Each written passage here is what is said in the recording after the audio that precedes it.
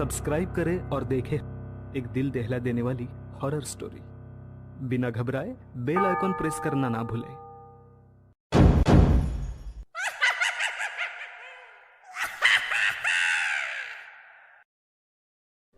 इस कहानी के लेखक है विजेंद्र कुमार कर्ण।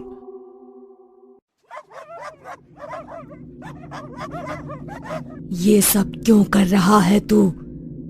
मार दूंगी, चला जा, अभी चला जा यहाँ से। तुझे पता नहीं तू क्या कर रहा है।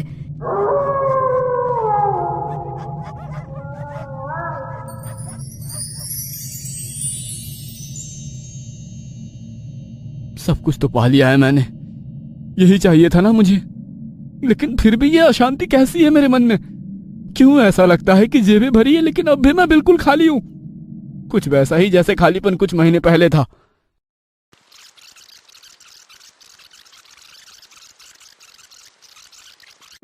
कुछ दिनों पहले की बात है। शहर की सबसे पुरानी लाइब्रेरी में रखी एक किताब पर सूर्यकांत की नजर गई। उस किताब के फ्रंट पेज पर बनी तस्वीर ने जैसे उसके ऊपर जादू कर दिया। वो बिल्कुल सम्मोहित सा होकर वो किताब पढ़ने लगा। 10 बजे दिन से पढ़ने का शुरू हुआ, सिलसिला रात के 9 बजे तक चलता रहा। सूर्यकांत उस किताब में लिखी एक एक लाइन को जैसे जैसे पढ़ता जा रहा था, उस किताब के प्रति उसका आकर्षण बढ़ता जा रहा था। रात के 9 बज गए थे, इसलिए 2-3 और लोग ही उस समय लाइब्रेरी में थे। लाइब्रेरियन बाहर बाहर लाइब्रेरी की टिक टिक करती बड़ी सी पुरानी घड़ी को देख रहा था। उसका वश चलता तो वो खुद घड़ी के कांटों को अपने हाथों से बढ़ाकर 9:30 बजा देता, क्योंकि 9:30 बजे लाइब्रेरी के बंद होने का समय होता है। लाइब्रेरियन का घर यहाँ से बहुत दूर था और वो चाहता था कि जल्दी से जल्दी घर पहुंचे, क्योंकि आज उसकी शादी की सालगिरह थी। सूर्यकांत किताब में खोया हुआ था। तभी उसके मोबाइल फोन की घंटी बजी। उसने फोन की ओर देखा तो उसमें लिखा आ रहा था नागपाल कॉलिंग। वह फोन की ओर देख रहा था और सोच रहा था कि फोन उठाए या ना उठाए। इतनी देर में लाइब्रेरी में जो भी लोग बैठे थे सभी उसकी ओर घूरने लगे। लाइब्रेरियन का मूड तो पहले से ही खराब था। उसने भी सूर्यकांत की ओर गुस्से से देखा और इशारे इशारे में उसने लाइब्रेरी के उस बोर्ड की तरफ उसे देखने को कहा, जिसमें लिखा था कि लाइब्रेरी में मोबाइल फोन को स्विच ऑफ रखें या साइलेंट मोड में। सूर्यकांत ने आंखों ही आंखों में उसे सॉरी कहा और फोन लेकर लाइब्रेरी के बाहर आ गया। फोन रिसीव करते ही नागपाल ने सूर्यकांत को हड़काते हुए कहा, हरामखोर, कॉल उठाने में इतनी देर क्यों कर दी? वो लाइब्रेरी में था भाई। भाई गया तेल लेने। ये बता पैसे कब दे रहा है तू? थोड़ी मोहलत और दे दो भाई, जल्दी पूरे पैसे चुका दूंगा। मोहलत सुनकर मेरे कान पक गए हैं। पैसे ब्याज पर लेकर अय्याशियां कर ली, अब पिछले 3 महीने से मोहलत कर रहा है तू। कान खोलकर सुन ले, नागपाल नाम है मेरा। पैसे देना जानता हूँ तो हलक में हाथ देकर पैसे निकालना भी मुझे आता है। थोड़ा समय और दे दो भाई, आपको ऐसा करने की नौबत नहीं आएगी। सूर्यकांत फोन पर गिड़गिड़ाने लगा। नागपाल ने 1 महीने का और समय दे तो दिया, लेकिन साथ ही यह धमकी भी दी कि 1 महीने बाद अगर उसके पैसे उसने वापस नहीं लौटाए तो उसके ऊपर वो तेजाब डाल देगा। नागपाल की क्रूरता के बारे में सूर्यकांत को बिल्कुल पता नहीं था। पिछले 3 महीने से वो अजीब से मेंटल ट्रॉमा की स्थिति से गुजर रहा था।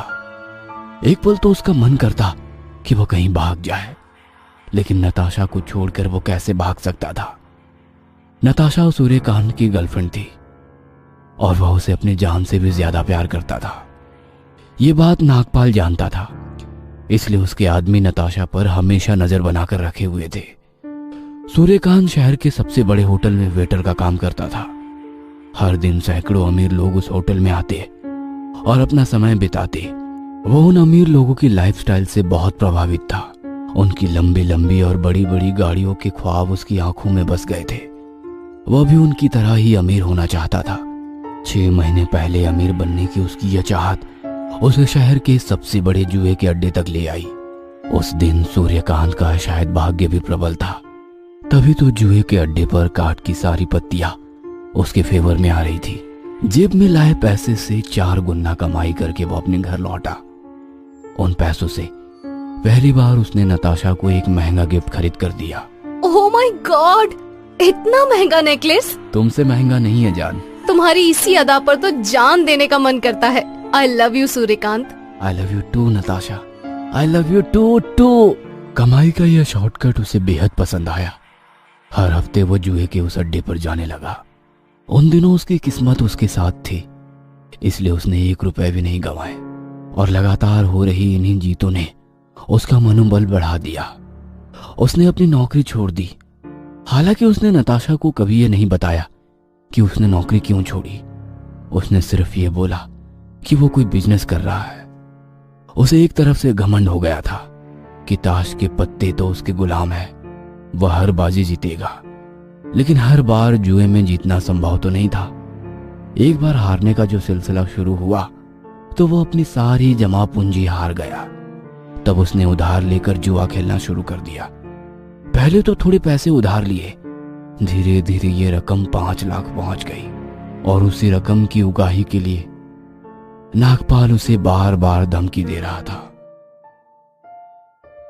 नागपाल से बात कर सूर्यकांत लाइब्रेरी के अंदर गया। उसके माथे पर अब भी पसीना चमक रहा था, लेकिन पता नहीं क्यों एक संतोष भी उसके चेहरे पर दिख रहा था। अभी कुछ देर पहले तक वो जिस किताब में डूबा हुआ था, उसे लग रहा था कि वो किताब उसकी सारी परेशानियों को हल कर देगी। उसने वो किताब इशू करवा ली। पूरी रात उसने उस किताब का अध्ययन किया और उसने तय किया कि वह उस किताब में लिखी साधना करेगा। वह यक्षिणी साधना करेगा और अपनी सारी मुसीबत से ना सिर्फ पीछा छुड़ाएगा बल्कि शहर का सबसे अमीर आदमी भी बनेगा। सूर्यकांत के सारे कर्ज उतर गए थे। एक एक पैसे के लिए तरसने वाला सूर्यकांत आज महंगी गाड़ियों में घूमने लगा था। बड़े से बड़े बंगले में वो रहने लगा था। एक बड़ी सी फैक्ट्री का वो मालिक भी था। अब जो चीज उसे पसंद आ जाती वह उसकी हो जाती। बड़ी बड़ी पार्टियों में वो जाता, महंगी सी महंगी शराब वो पीता। हालांकि इन पार्टियों में कोई औरत अगर सूर्यकांत के करीब आने की कोशिश करती तो वह औरत कुछ पलों बाद उसे मरी हुई मिलती। सूर्यकांत को यह सब बहुत अजीब तो लगता। फिर उसे शमशान साधना की वो आखिरी रात याद आती।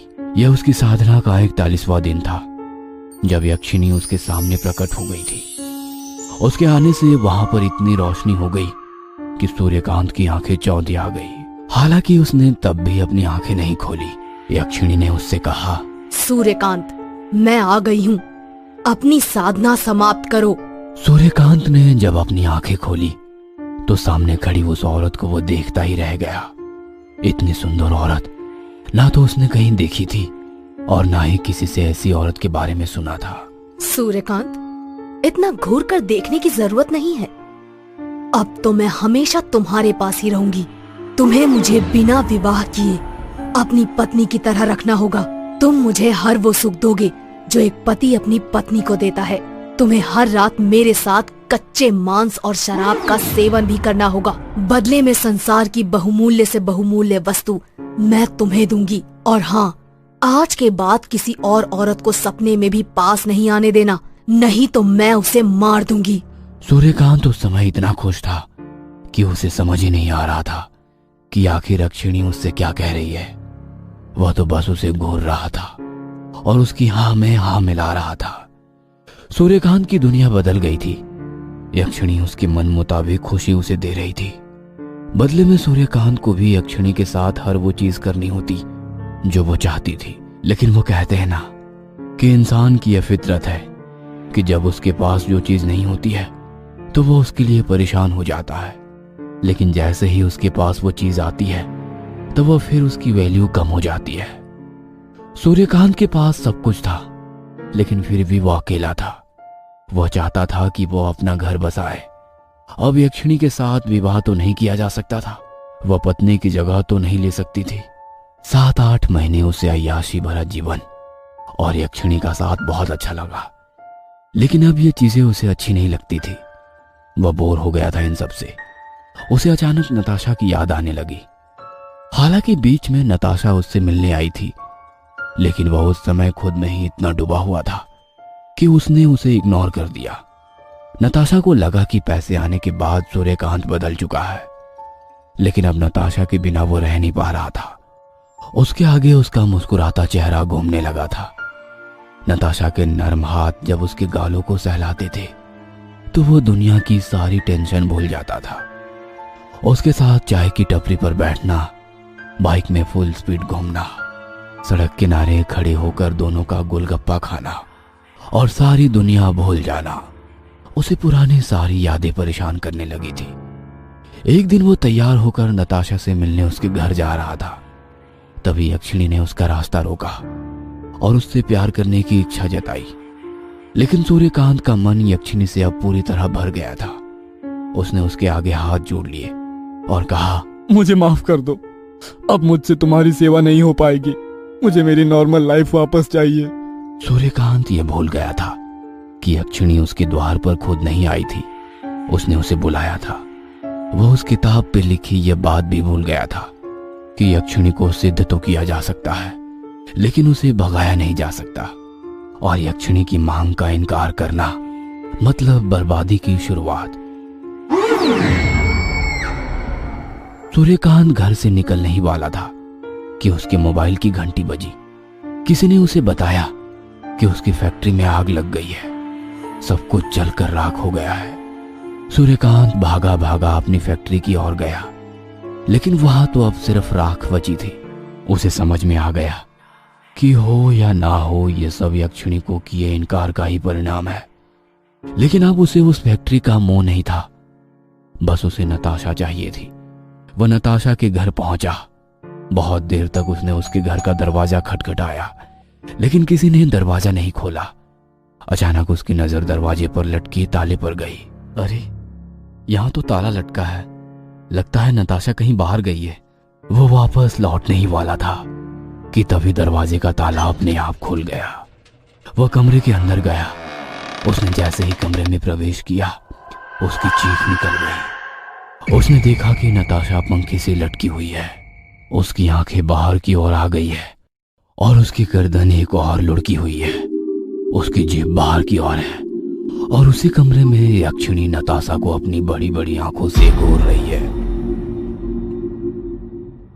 सूर्यकांत ने आगे बढ़ने के लिए, तरक्की पाने के लिए शॉर्टकट का सहारा लिया, लेकिन अंत में उसके हाथ खाली के खाली रह गए।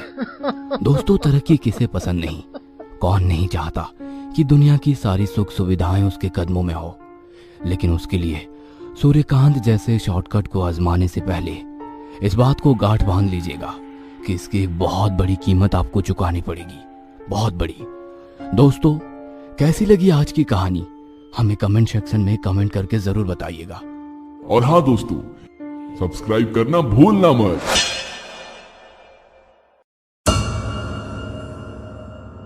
ये कहानी आपको अच्छी लगी हो तो हमें सब्सक्राइब करें, हमारा इंस्टाग्राम और फेसबुक पेज जरूर फॉलो करें। अगर आपके पास ऐसी ही कोई कहानी हो तो हमें कमेंट बॉक्स में भेजें। हम कोशिश करेंगे कि अगली एनिमेटेड स्टोरी आपकी होगी।